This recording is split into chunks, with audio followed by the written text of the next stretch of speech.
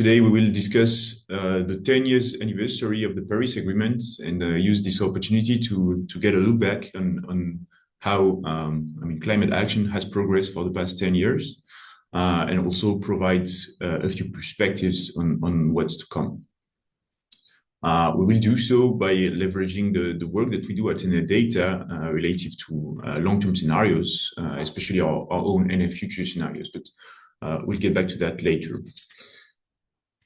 First of all, I just want to give you a quick overview of who we are in Data. For those of you that don't know us already, we are an independent consulting firm that was created over 30 years ago. Our expertise is focused on energy, climate issues with basically the data collection, the analysis of projections on all of these issues. We had our headquarters in France, in Grenoble, in the French Alps, in a research cluster, and we actually are a spin-off of a French research center called CNRS in Grenoble. We also have a subsidiary in Singapore to better engage with our partners and clients in the Asia region. We have global reach. We have clients, projects running all over the globe, all continents, and we have, we are very much connected with our environment, including partners, institutions, clients in all sectors that you can imagine relative to the energy field.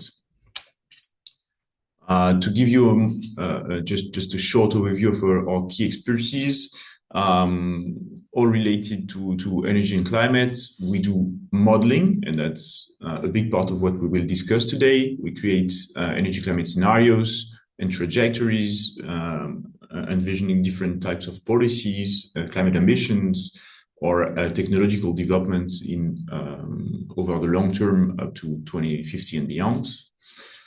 We have expertise in energy and climate policies, knowledge of the different markets. We cover the energy systems with a very fine granularity, with more than 150 countries covered, all of the energies, all sectors. So we have like the 360 view of the energy and climate environment. We do also market intelligence with watch solutions. We do market research. We track infrastructure projects such as power plants, different terminals, hydrogen projects. As part of databases, we do also custom market watch solutions. And finally, we are involved in the field of data science with the collection, consolidation of data, provision of robust databases to our clients on the energy statistics area. I think it's enough about Data. Now let's move forward to today's agenda. Maybe I can introduce myself very quickly. I'm Aurélien Peffen. I'm heading a unit called Prospective Analysis and Scenario as part of Data's Energy Transition in Indicators and Pathways department. We focus mostly on long-term prospective analysis with energy modeling. I have a background in engineering and economics. I've been at Data for over 8 years now, mostly focusing on energy modeling and production of scenarios. And I actually also am leading the NF Future product, which is our product of scenarios that we will discuss today. And I have the pleasure to be joined today by my colleague Joseph. I can let you introduce yourself. Yeah, thank you, Aurélien. And welcome everyone once again. So my name is Joseph Beaumardion. I'm project manager at Data since 2021. And I work in particular on the analysis of energy policies, but also on topics like energy costs or energy subsidies, and in particular fossil fuels subsidies. Yeah, let's talk about the agenda of today's webinar. We will start with an introduction, a brief introduction. Then we will look back to see that the world is not exactly on track with the Paris Agreement, and we will see why. In the third chapter, we will see that we have made progress still since Paris Agreement. And then we will look forward and try to provide some insights on what could be the situation now and for the future. And at the end of this webinar, we will have 15 minutes Q&A session. So I take the opportunity to remind you that you can write your questions on the Q&A box directly, and we will try to address them at the end. So I will let Aurélien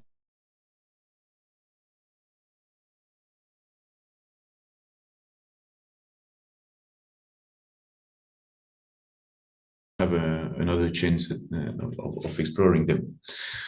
So let's start with an introduction. I will try to be short because this is mostly a methodological type of introduction, and then we'll get to the core of the presentation soon. But I think it's still worthwhile to understand where we come from when we do this analysis.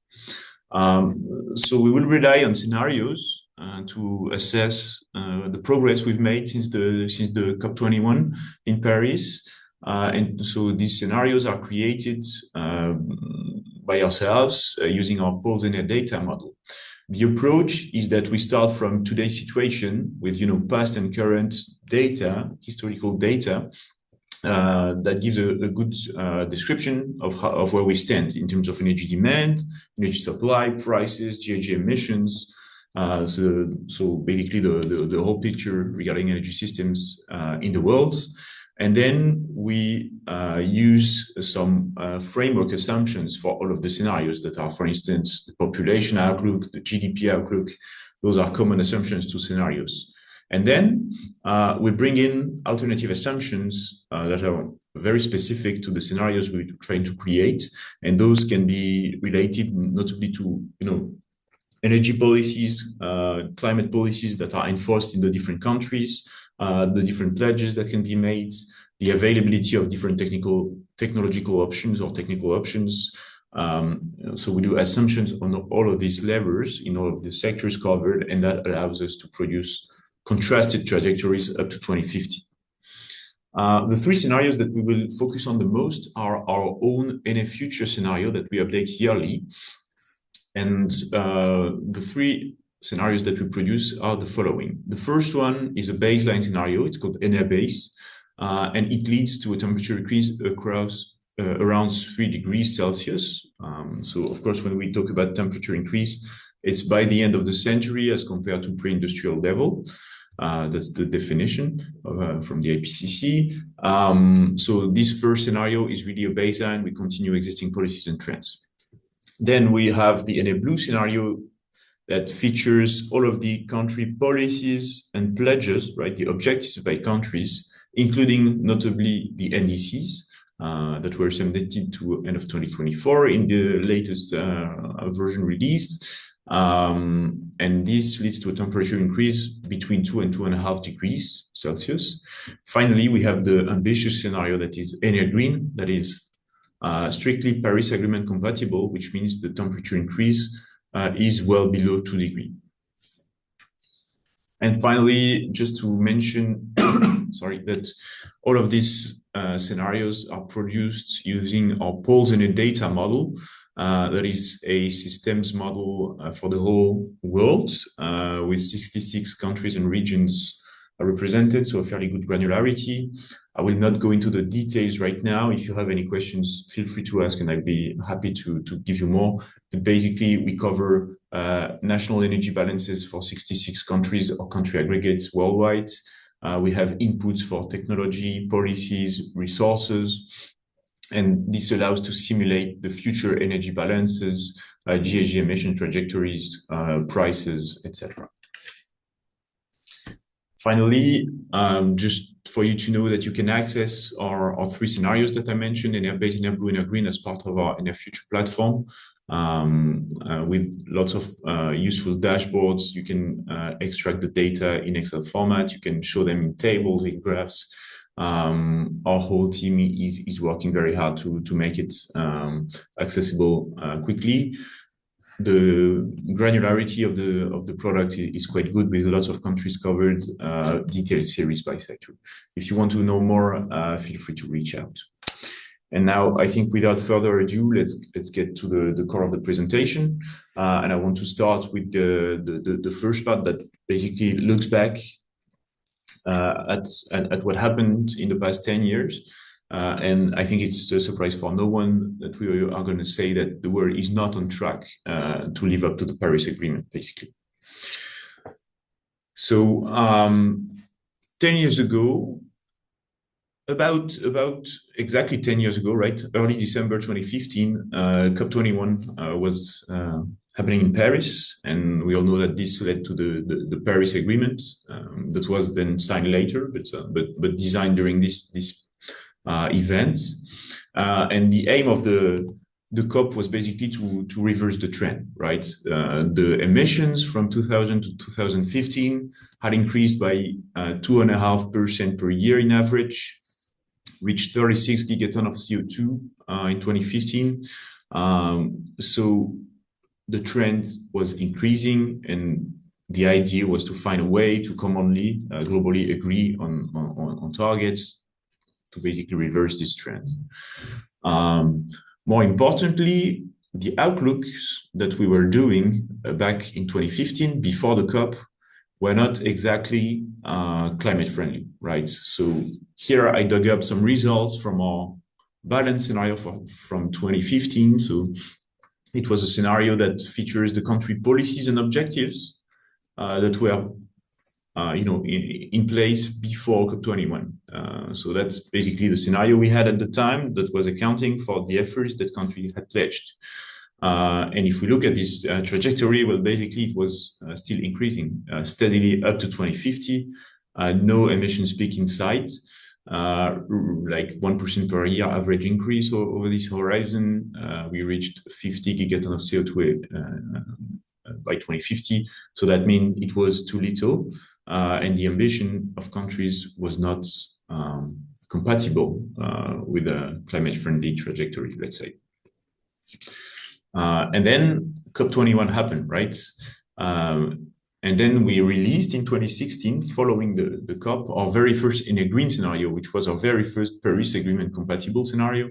And as you can see, this was a very different trajectory.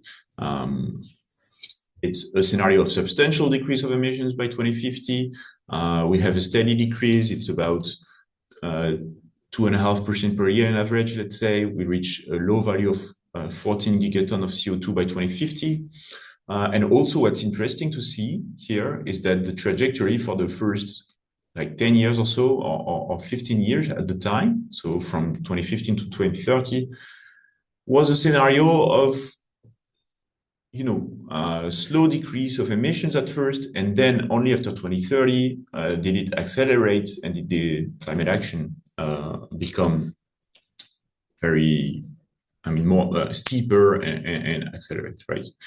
That means the first 10, 15 years were like some efforts had to be made to start to change the trend, but then the actual big decrease would happen after 2030. So it was a realistic trajectory. Let's say we start slow, we put things in motion, we get traction, and then the emission reductions amplify. The issue is that in the meantime, since 2015, well, emissions have not exactly followed that trajectory, right? Emissions have actually increased by about 1% per year, let's say, to 2024, which means that we end up at about 4.5 gigaton of CO2 above what was, projected as part of this in a green scenario, fully Paris Agreement compliant scenario, let's say. So that's about more than 10% above what we projected would be a good trajectory to respect the Paris Agreement at the time. So basically, we fell short of this objective.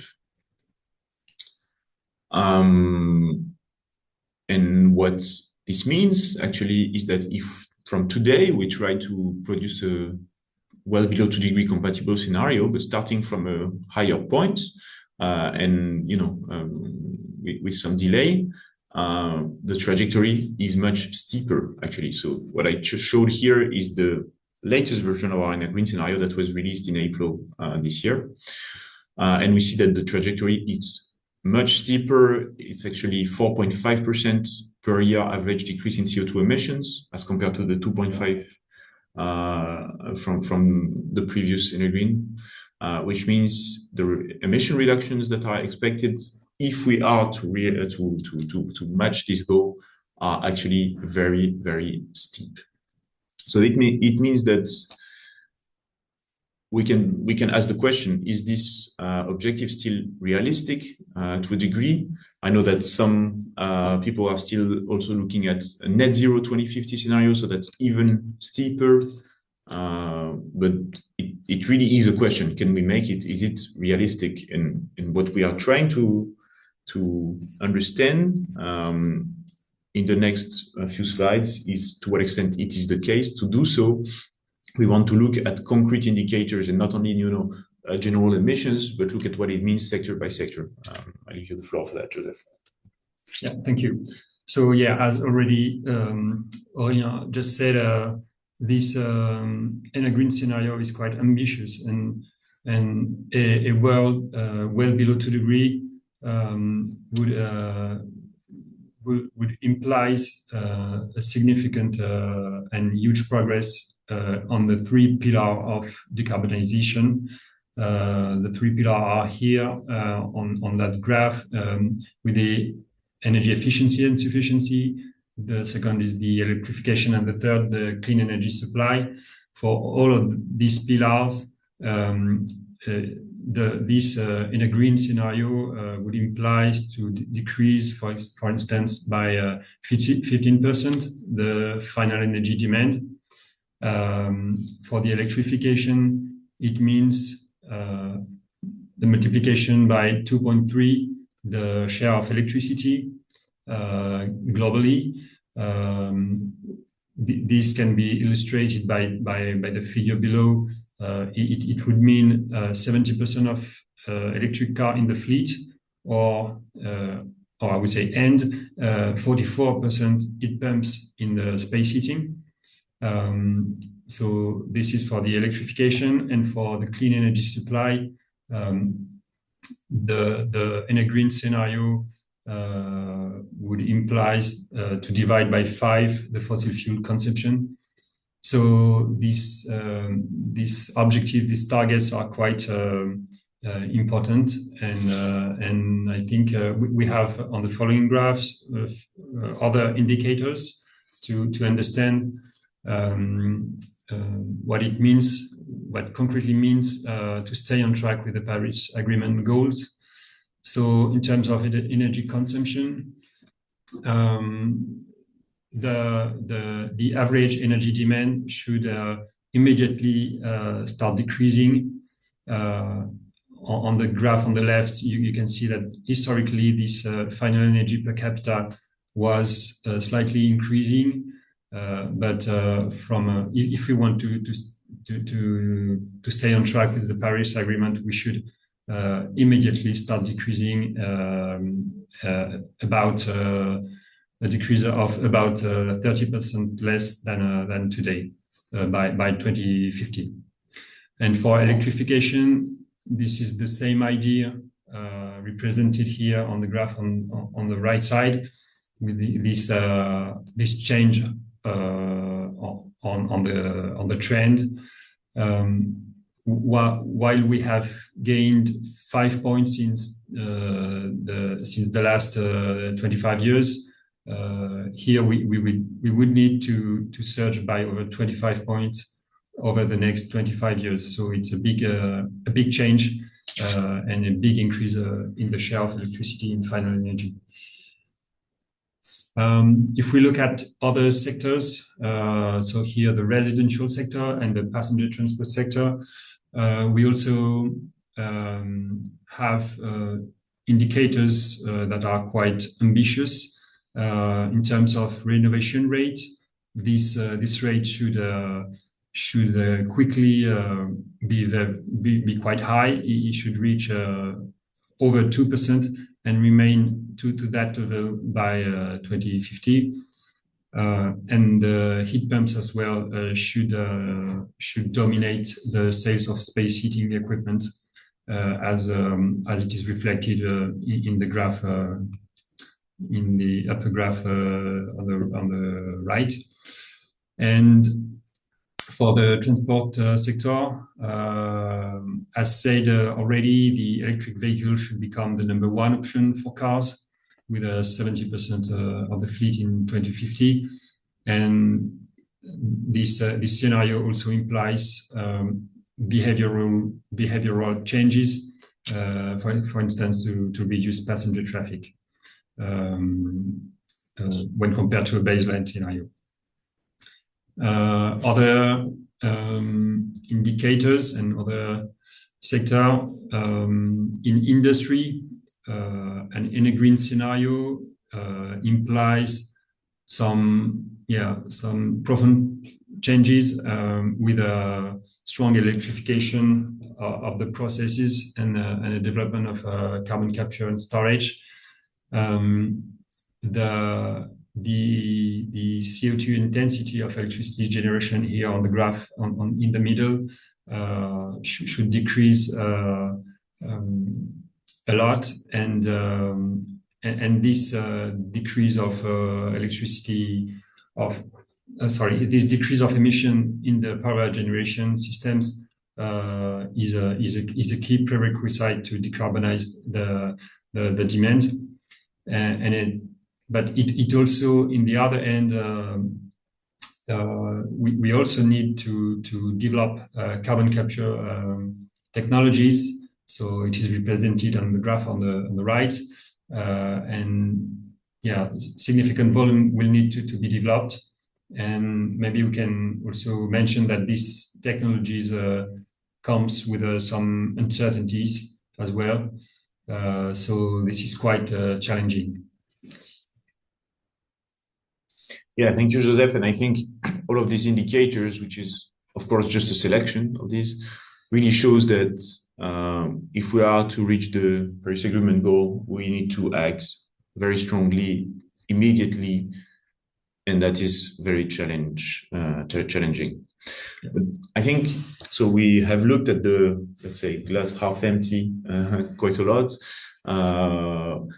but this shouldn't prevent us from seeing that we have made some progress, and that's what we are going to try to show during this section. So if we go back to 2015, when COP was happening, that was the outlook that we had. I already presented the balanced one scenario before, but we also had the Renaissance scenario at the time. That was another pre-COP 21 scenario. That was the most CO2 intensive scenario from a data set of 3, and that basically assumed, continuation, a lack of climate commitments, let's say, renewed push for fossil fuels. So it was, climate speaking, the worst case scenario, let's say.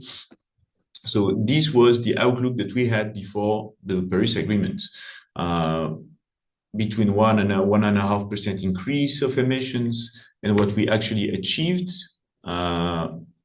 is actually lower, right? So we did not live up to the energy scenario, the Paris Agreement one, but we are still improved as compared to what we had before COP21, which shows that still some action has been done, some progress has been made, and this is something that we definitely should monitor. If we compare what we achieve in 2024 as compared to the projections for this year that we had back in 2015 in the 2 scenarios, we are respectively 2 or 5 gigatons of CO2 below what could have been if we had followed these trajectories. So efforts that all countries are doing towards climate change mitigation are making a difference. Maybe it's not enough, but it's still something. And actually, if I try to look at things, to compare, the Renaissance, which is like the most CO2 intensive scenario that we had in 2015, and the Green 2016. So the first scenario released after COP, we are actually somewhere in the middle, right? So that's still something. And funnily enough, when we look at the blue scenario we did in 2016, so right after COP, we did a scenario accounting for all of the country policies and objectives at the time, it's hazards of numbers, but where we end up today in 2024 is actually very close to what we had projected at the time. So it means that the efforts that were made during this year, 2015, during the COP, were still something, right? So yes, there was a COVID effect in the middle, so probably some things could have happened differently without COVID, but that's where we stand. But I think more importantly, what I want to tell you also is that what has drastically changed is how we look at the future now as compared to where we were 10 years ago. The scenarios that we released in April last year, NR-based 2025 and NR-blue 2025, you can see them on the graph. The outlook that they show is much improved compared to what we had 10 years ago, which were the curves with the dots, right? So we have somehow changed our way of seeing the future energy trends, basically, and that's an actual change of paradigms.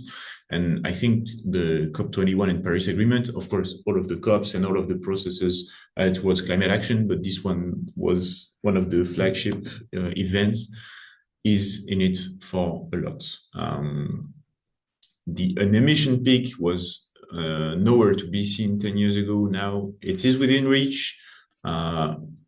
We will get back to the current, uncertainties and turmoil about the climate mitigation things in the next section. So maybe this picture will change a little bit. We've seen that even the IEA has revised their world energy outlook, including a more pessimistic scenario from a climate standpoint as compared to before.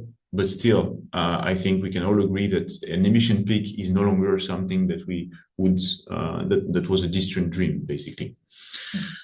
So yeah, I think COP21 was really one of the flagship or founding events, and that allowed to change our point of view.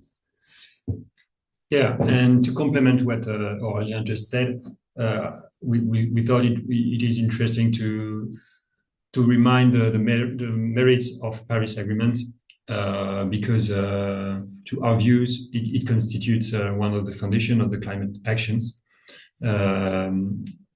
because it is commonly seen that it has raised global awareness with some clear impacts on countries' ambitions and climate policies. And also it was a real turning point in the approach, because it was the first universal agreement with this shared goal of the well below 2 degrees. For the first time, it was legally binding. It also introduced the NDC with commitment from all countries, with a new bottom-up approach instead of top-down approach before that. It has also implemented the loss and damage principle, and we believe it was a strong signal to markets and investors in the way that it has this idea that clean energy is the future, and to say it differently, that fossil fuel energy is the past. So yeah, this is still the merit of the Paris Agreement as well. Yeah, no, definitely, and I think we can all agree that it brought a lot of attention towards the problem. for countries, citizens, companies. So yeah, and now that we have looked back at the past 15 years, maybe it's good to also look forward. And in this section, we want to discuss a little bit our own scenarios, how we imagine different trajectories can be followed, and then also discuss the current context that brings a lot of uncertainties to the sphere, and try to conclude based on that. So I just want to present you our future scenario for this year. I already discussed them a little bit, but just to give you an idea of what they actually tell. Well, here we have three main key results from the scenarios. It's really the macro point of view, but basically what we expect in a business as usual scenario, reference scenario, is that the primary energy consumption will keep growing, and that stabilize maybe after 2045, 2050, it will plateau, with the share of fossil fuel that will remain relatively high in this case, which still allows the emissions to peak around 2030, 2035. So that's for the baseline scenario, and then accounting for policy and pledges made by countries. So, not only the policies that are enforced, but also the ones that are announced, as well as objectives such as NDCs, etc. This allows to significantly deviate from that baseline trajectory, right? We would have a primary energy consumption that would start to decrease after 2030, and the share of fossil fuels in the energy mix would decrease below half of the consumption by 2050, which leads the CO2 emission to drastically decrease at that time. The energy green scenario we've discussed a lot. It's basically further emission reduction, and to do so, it's like lower energy consumption, lower share of fossil fuels in the energy mix. This graph just shows the same sort of perspective by looking at the primary mix, but also gives the insight of fuel by fuel. What we can note is that already in the baseline scenario, we see renewable energies in two shades of green progressing, right? They are just not replacing fossil fuels too much in that trajectory. They're like compensating for the increase in the energy consumption. Gas is also progressing while coal decreases, even in the baseline scenario. Oil is relatively stable, like no big changes. And then when we go to the NR blue and a fortiori in the NR green scenario, we have a much higher share, a higher push from renewables in the primary mix that allows to reduce the amount of fossil fuels consumed. And now I just want to take two slides to look at perspective with insights by country. This graph on the left shows the difference between the NA base and the NA blue scenario in terms of global emissions, and then the contribution of each region to the decrease of emissions between those two scenarios. So it's a measure of what countries have pledged to reduce as compared to a baseline trajectory, basically. What's important to see is that the OECD is doing a third of the effort. So yes, the USA, the EU have pledged some targets, climate targets, even though for the US there is some uncertainty, as we will get back to. But actually, most of the reduction, and like over 2/3, is happening in the non-OECD countries. China alone accounts for like 40% of the decrease in emissions, just accounting for their pledges and commitments, right? So that means China has a big impact on what's happening. I think that's no surprise, but the rest of the OECD has also a large role to play. And it's interesting because China, even in the current context of uncertainties, is probably going to keep decarbonizing its economy with, we know they are the leaders of the EV market. They are installing like a very high amount of renewable capacities each year. And that is not only for climate transition, it also has to do with energy security, independence, and strategic perspective. So I think this we need to monitor very carefully. And then I just have the same graph, but showing the difference between the NR blue scenario and the NR green scenario, which is the ambition gap, basically. This is the gap for which like country pledges are not enough to reach NR green. And we see that once again, the non-OECD accounts for most of this gap, which means additional efforts would need to be made in these countries for us to be on track, which also means that we need to find a solution to help support these countries.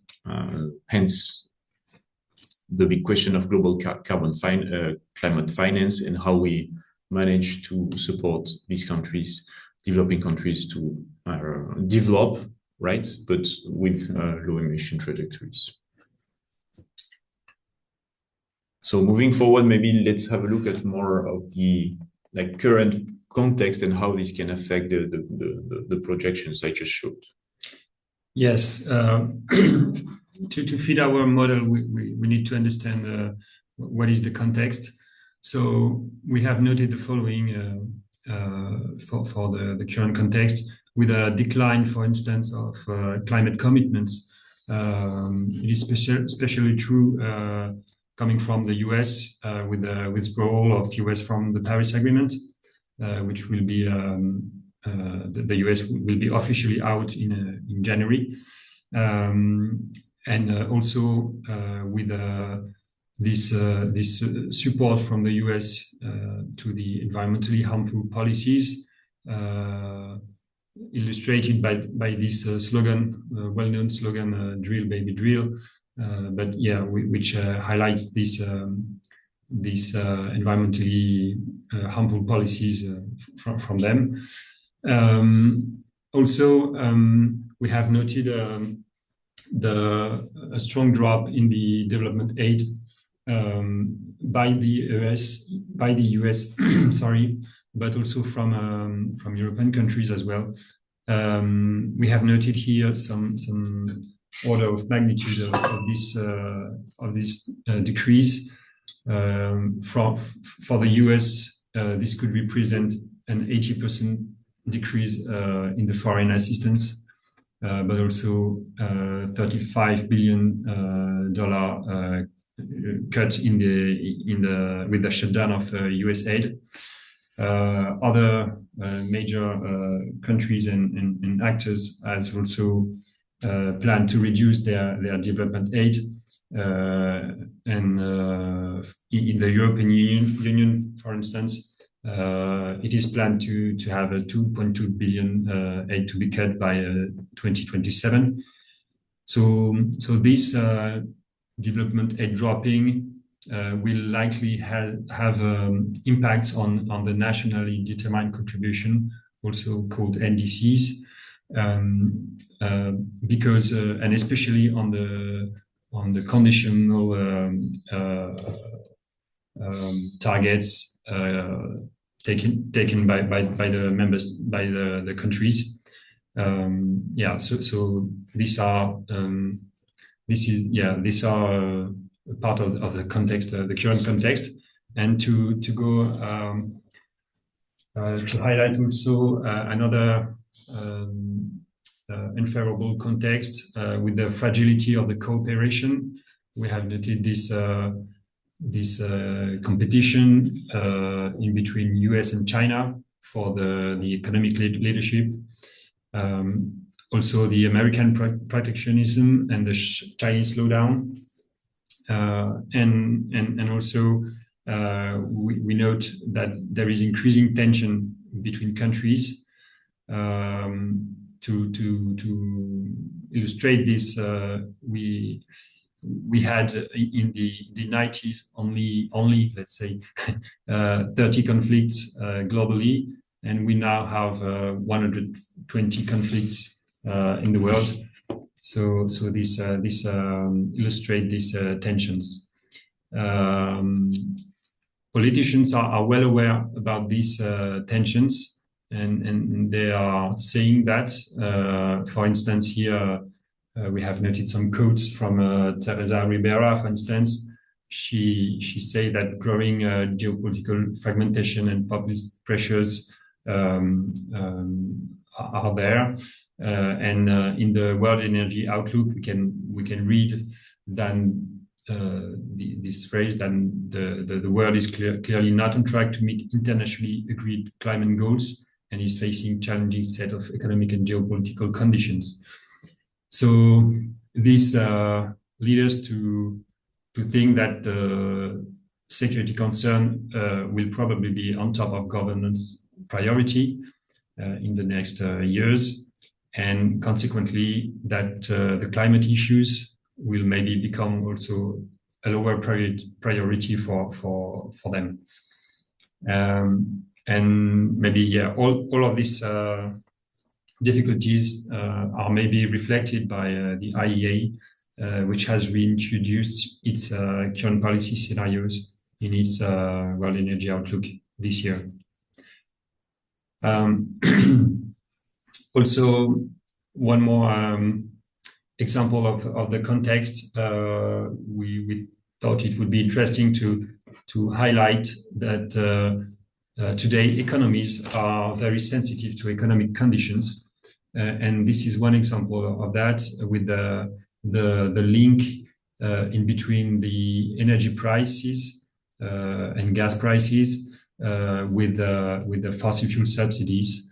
You have here two graphs showing quite the same. On the left, it's a graph from the IEA, which shows that we had a huge increase of fossil fuel subsidies in 2022 when the energy price were very high globally, and the same trend can be visible on the right side, focusing on European Union, with the fossil fuel subsidy, which has jumped also in 2022 and then decreased a bit. And it is also interesting to see that renewable subsidies, on the other hand, has an opposite trend, with a downward trend during that period. So this highlights how sensitive our economies are to short-term influence, and to here in this precise example in energy prices. And as a quick reminder of key points from the COP30 in Belém, we have we can highlight and remind some successes from there, with the tripling, for example, of the adoption funding, but also the concept of just transition is well mentioned in the agreement, which is a good thing, and some progress noted on the issue of climate misinformation. But apart from that successes, we also note major limitations, and in particular about fossil fuels, because concrete decisions mostly have been postponed, with no binding phase-out plan really. Also because climate finance is insufficient, and we note a lack of collective ambition on the nationally determined contribution. Yeah, so challenging times ahead for climate action, with some shifts towards like shorter term issues, which was always a challenge and an obstacle to climate action. Thank you, Joseph. I think it's probably time to conclude, or at least discuss what we take out of this webinar and what we want you to have in mind. The first part we will not conclude on, it's a question, but I think it's important that collectively we ask ourselves this question: is this Paris Agreement goal, the well below 2 degrees, still realistic, right? Or should we set another target that would be less ambitious and then probably more realistic or easier to achieve? And I think it's not an easy question. On the one hand, having a more realistic, easier to achieve objective could prevent ourselves from having this sort of bias, like human bias, to say we cannot reach the goal, it's not doable anymore, so let's give up. And the climate problem is not one that like we can either solve or not solve. Any effort we do is good.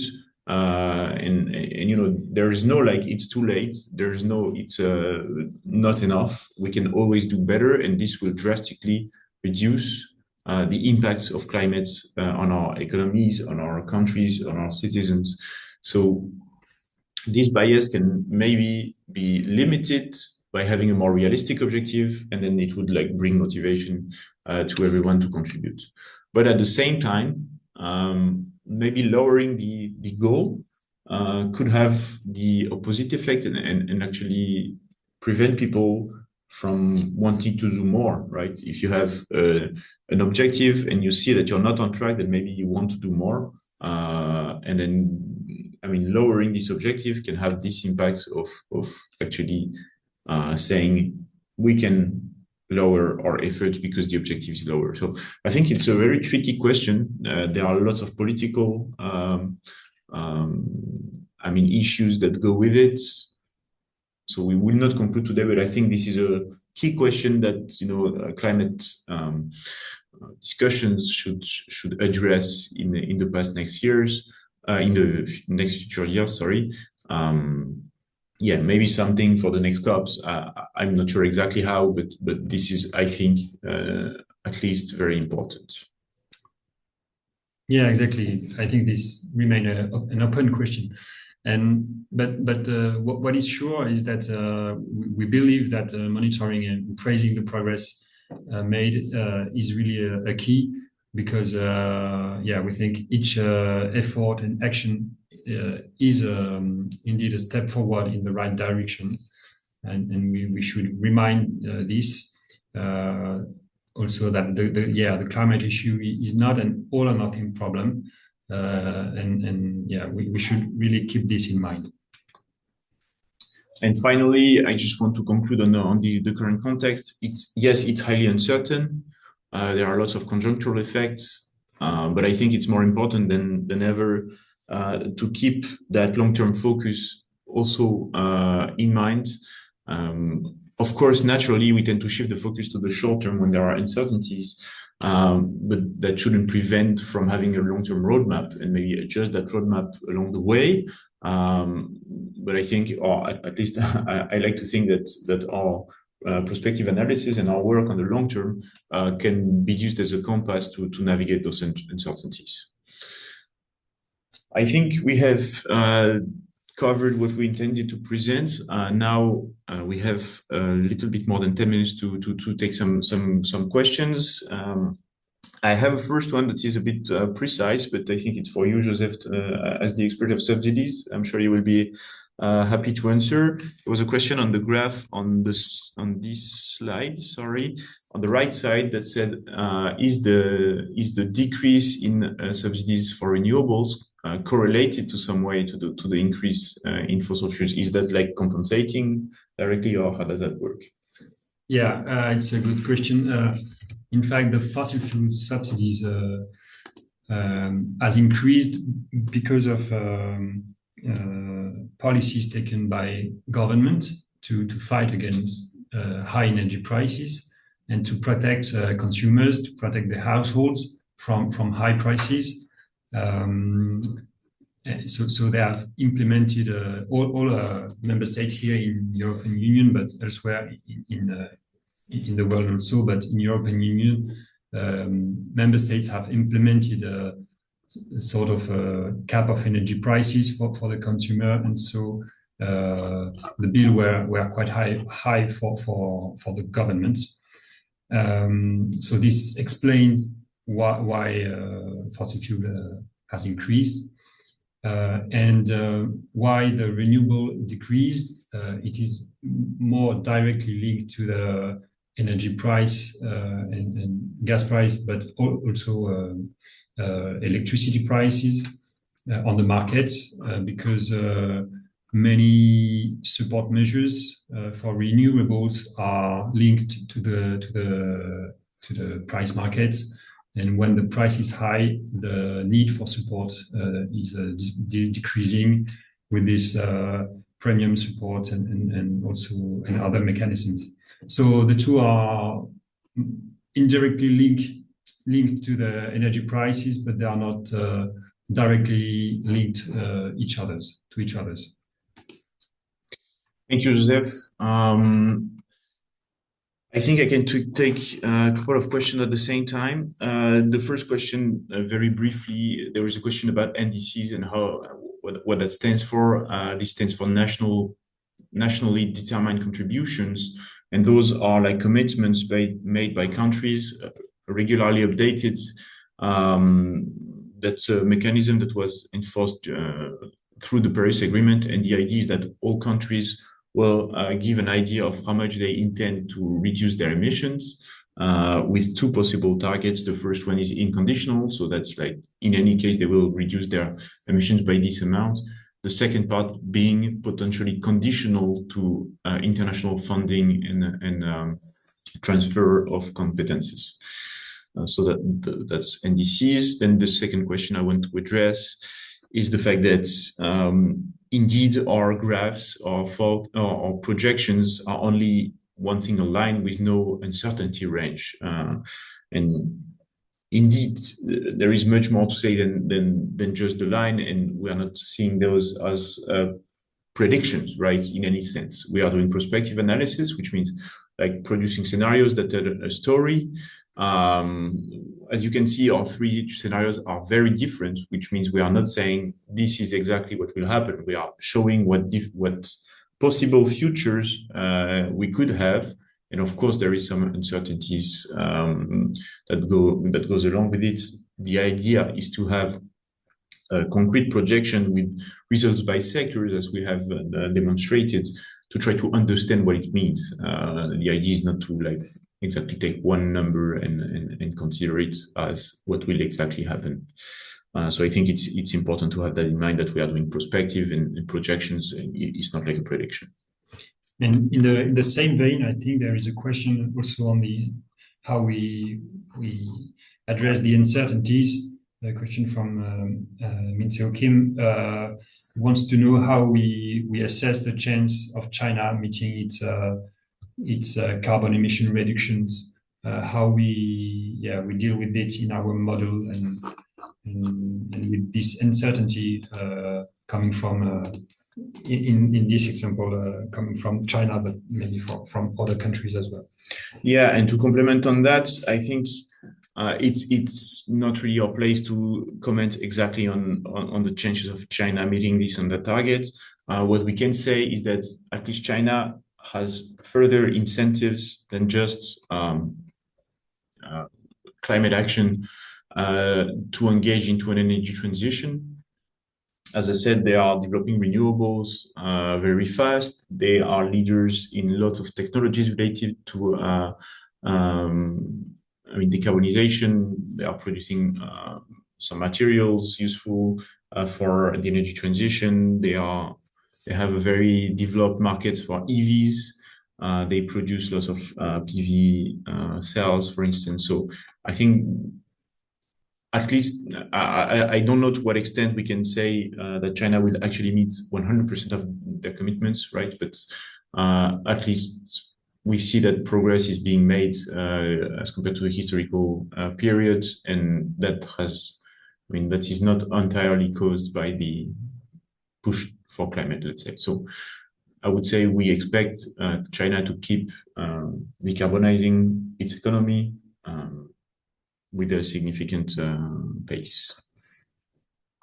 Yeah, there is a very interesting question about the question of the availability of minerals and potential bottleneck in supply, and how we deal with the materials limit in our models. Yeah, so The model does not directly feature material numbers, although it is the case for construction materials such as steel and concrete and cement. But I think for other metals, etc., it's not directly accounted for, although we look at this issue very carefully.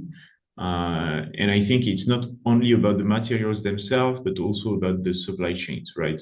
So what we want to do, and this is something we are working on, is to monitor how the supply chains could be affected by the energy transition. By that, I mean, for instance, when you are talking about wind turbines, you need to produce some electric motors with magnets, right? Permanent magnets. And so the supply chain of magnets is really important.